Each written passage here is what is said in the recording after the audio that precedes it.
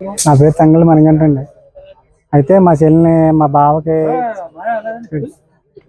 పెళ్లి చేసామండి. మామూలుగా ఉమ్మడి కుటుంబ పెళ్లి చేసామండి. మా మేనమావకి పెళ్లి చేస్తే 8 సంవత్సరాలు 9 సంవత్సరాల దాకా బాగానే ఉన్నారండి.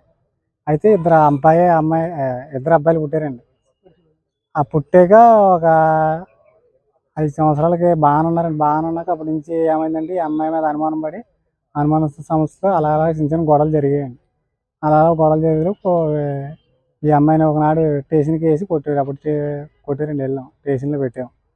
స్టేషన్లో పెట్టాక అప్పుడు స్టేషన్ ద్వారా వెళ్తానేదని అప్పుడు కోర్టులో వేసుకుందని చెప్పి కోర్టుకి నడిచిందండి. అది ముందుగా అలా అలా జరిగిన తర్వాత ఇంక కోర్టులో నడుతుండగా అలా అలా 2 సంవత్సరాలు అయిపోయిందండి. 2 సంవత్సరాలు అయిపోతే మళ్ళీ పెద్దల సంస్థానం ద్వారా మళ్ళీ పంపమని అడిగితే మళ్ళీ పంపామండి. మా మా మా మామయ్య వాళ్ళ ఇంటికి ఇక్కడ అమ్మ కొనుక్కున్న ఇంటికాడ నుంచి అక్కడ పంపితే అక్కడికి వెళ్ళాక 4 రోజులు ఉండాక మా పెద్ద మామగారు మా చెల్లిని అలా తిట్టి కొట్టాడు. కొడితిలోకి ఈ అమ్మాయి మళ్ళీ అక్కడి నుంచి నన్ను ఏగనెత్తలేదు, అలా చేస్తున్నారు ఇలా చేస్తున్నారు అని చెప్పి వచ్చేసింది. వచ్చేసాక అప్పుడు సంఘం ద్వారా పెద్దలు పనాలి మళ్ళీ అప్పుడు అతను పోలీస్ స్టేషన్ పెడితే మళ్ళీ స్టేషన్కి వెళ్ళామండి.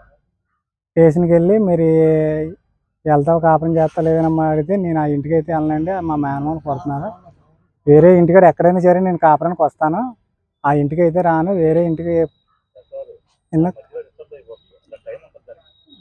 అన్నారండి. అంటే ఇంకా ఆ ఇంటికి వేరే ఇంటికాడ తీసుకుంటామంటే రమ్మంటే రాలేదండి.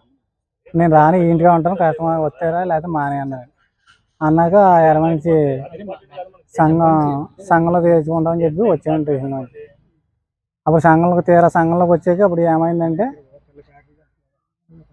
సంఘంలోకి వచ్చాక సంఘం పెద్దలందరూ ఏం చేయారంటే అండి, మీరు పిల్లలు కూడా ఏం తేలుతారని అడిగితే సంఘంలోకి వెళ్ళి సంఘం పెద్దలు 5 లక్షలు కట్టండి తగ్గు తీర్తాము, మీరు అతను వాళ్ళు కడుతున్నాడు అని అన్నారు. మేము కట్టలేమండి అని చెప్పి కోర్టులో ఉంది కదా ఆల్రెడీ గొడవ ఇది ముందు నుంచి కోర్టులో తేల్చుకుంటామని మా చెల్లి అనేసి వచ్చేసిందండి. సంఘంలో వచ్చేదిలోకి ఒక 6 రోజులు మా ఆ పిల్లలు ఇంటికాడ ఉండేది. ఒంట్లోకి ఆ ఇంటికాడ నుంచే ఉంటే మళ్ళీ 6 రోజులు పోయాక సంఘం పెద్దలు బంటుని పంపి ఆ ఇంట్లో సామాన్ అంతా బయటికి పరిచయించారండి. మొత్తం వాళ్ళ అన్నదమ్ముల కుటుంబాలు అందరూ వచ్చి సామాను బయట పడేసి మా అమ్మగారు ఇద్దరు సామాను పట్టుకుంటే మా అమ్మగారిని మా చెల్లిని కొట్టేశాక ఎరవా నుంచి మళ్ళీ స్టేషన్కి కొట్టారని చెప్పి స్టేషన్కి వెళ్తే స్టేషన్లో చెప్పించామండి. స్టేషన్కి వెళ్ళాక సామాన్ అవి బయట పారారు అంటే ఎస్ఐ గారు అన్నారు, మీకు ఈ గొడవ తేలుతలేదు అని చెప్పి వెళ్తావా లేదని మళ్ళీ కాపురానికి ఎస్ఐ గారు అడిగారండి.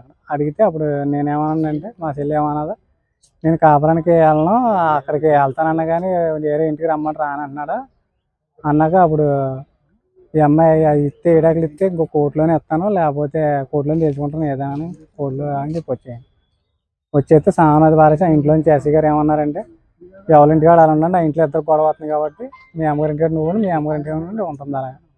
అలా ఉంటుండగానే అలాగ 3 నెలల నుంచి అలా ఉన్నదండి. 3 నెలలు ఉంది గొడవ జరిగాక ఈ 3 నెలల నుంచి గొడవ జరిగి ఈ అమ్మాయి రైలు ఫ్యాక్టరీకి వెళ్ళేదండి. ముందు నుంచి వెళ్ళేది, ఈ 2 సంవత్సరాల నుంచి వదిలేసిన కానీ వెళ్ళేది.